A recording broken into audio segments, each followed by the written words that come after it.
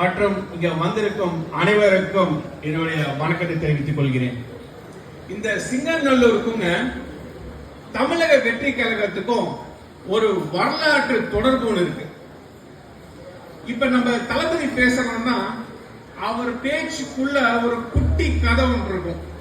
அந்த குட்டி கதை பாத்தீங்கன்னா கொஞ்சம் பவர்ஃபுல்லா இருக்கும், அது ட்ரெண்டிங்காவும் மாறும். இப்ப அந்த ஸ்டைல நிறைய பேர் ஃபாலோ பண்ணிட்டு இருக்காங்க, குட்டி கதை சொல்ல ஆரம்பிச்சுட்டாங்க. அப்ப நான் மட்டும் விதிவிலக்குங்களா? நான் ஒரு சின்ன குட்டி கதை சொல்லி என் பேச்சை தொடங்கலான்னு இருக்கேன். இது தளபதி கற்றுக் கொடுத்த ஸ்டைல நான் ஃபாலோ பண்றேன். ஒரு சங்க காலத்துலங்க ஒரு அரசர் வாழ்ந்தார். அந்த அரசர் எப்படிப்பட்ட அரசர்னா ஒரு மாவீரன். மாவீரன்னா எந்த போருக்கு போனாலும் அவர் ஜெயிச்சிடுவார். அது மட்டும் இல்லைங்க, அவரு மக்கள் மனசுல அவர் ஒரு பெரிய ஹீரோவா வாழ்ந்தாரு. மக்கள் அவரை கொண்டாடினாங்க, கடவுளா பார்த்தாங்க அந்த அரசனர். ஏன்னா அவர் மக்களுக்காக வாழ்ந்தார். அப்படிப்பட்ட ஒரு அரசனை அவருடைய எதிரிகள் எல்லாம் பார்த்துட்டு, என்னடா அது போருக்கு போனாலும் அந்த அரசர் ஜெயிக்கிறாரு, மக்கள் மத்தியிலேயே ஒரு பெரிய ஒரு ஹீரோவா இருக்காரு, நம்ம விடக்கூடாது அவரை தோக்கடிக்கணும்னு சொல்லிட்டு அவரோட அரசனுடைய எதிரிகள்லாம் என்ன பண்ணாங்கன்னா ஓர் அணில திரண்டாங்க. அதுல சேர மன்னர் இருந்தாரு, பாண்டிய மன்னர் இருந்தாரு, மற்றும் 11 அரசர்கள்லாம் ஒன்னு சேர்ந்து ஒரு பெரிய போர் இந்த அரசருக்கு எதிராக கொடுத்தாங்க. போர் பாத்தீங்கன்னா உச்சக்கட்டத்துல போச்சு. அந்த கடைசியில பாத்தீங்கன்னா நம்ம அரசர் இருக்காரு பாருங்க, அந்த எதிரிகள் எல்லாம் தோக்கடிச்சு இந்த உலகத்துக்கு நான் தாண்டா இந்த அரசர் அப்படின்னு காமிச்சார். இப்ப நீங்க கேட்கலாம் அது என்ன போர் அப்படின்ட்டு. அது பேர் வெண்ணி போர். தமிழ்நாட்டோட இதயம் பாத்தீங்கன்னா கோயம்புத்தூர் சொல்லுவாங்க. அப்பேற்பட்ட கோயம்புத்தூரோட இதயம் பாத்தீங்கன்னா நம்ம சிங்கநல்லூருங்க. ஒவ்வொரு ஊருக்கும் ஒரு ஸ்பெஷாலிட்டி இருக்கு. இப்ப நீங்க திருப்பதி போனீங்கன்னா லட்டு ஃபேமஸ், திருநெல்வேலி போனீங்கன்னா அல்வா ஃபேமஸ். அப்ப சிங்கநல்லூருக்கு என்னங்க ஃபேமஸ்? உழைப்பும் நேர்மை கொண்ட அந்த மக்கள் தாங்க ஃபேமஸ்.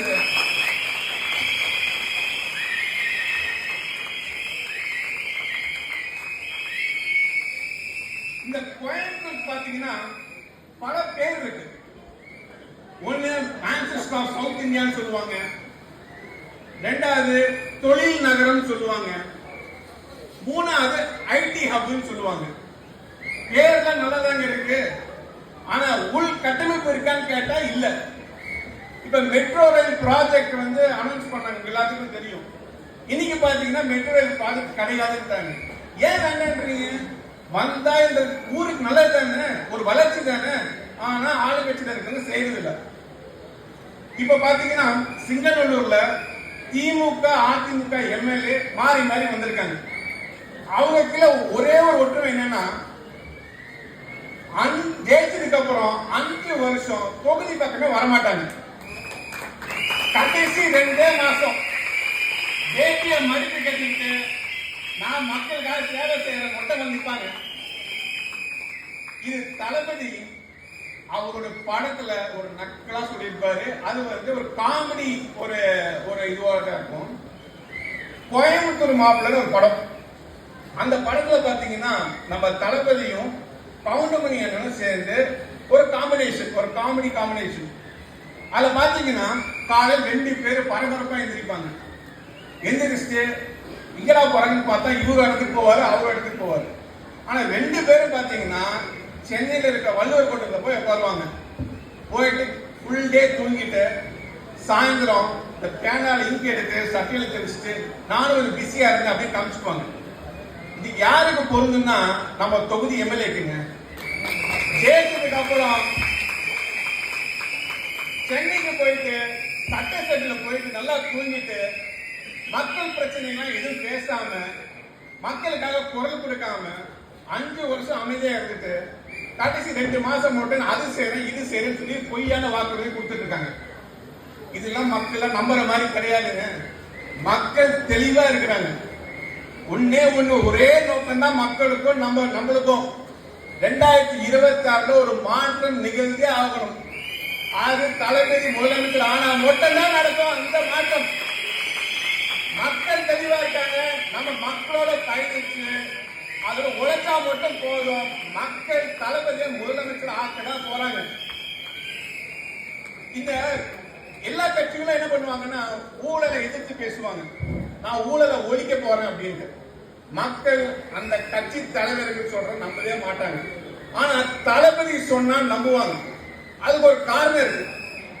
ஏன்னா தளபதி காசு இல்லாம கட்சி ஆரம்பிக்கலைங்க. இன்னைக்கு தமிழ்நாட்டோட சூப்பர் ஸ்டார் தளபதி தான். அவர் ஒரு படத்துக்கு 400 கோடி வாங்குறாரு. இந்த 400 கோடி வேண்டாம், எதுவும் வேண்டாம்னு சொல்லிட்டு அவர் பீக்ல இருக்கிறப்ப விட்டுட்டு அரசியலுக்குள்ள வந்திருக்காரு.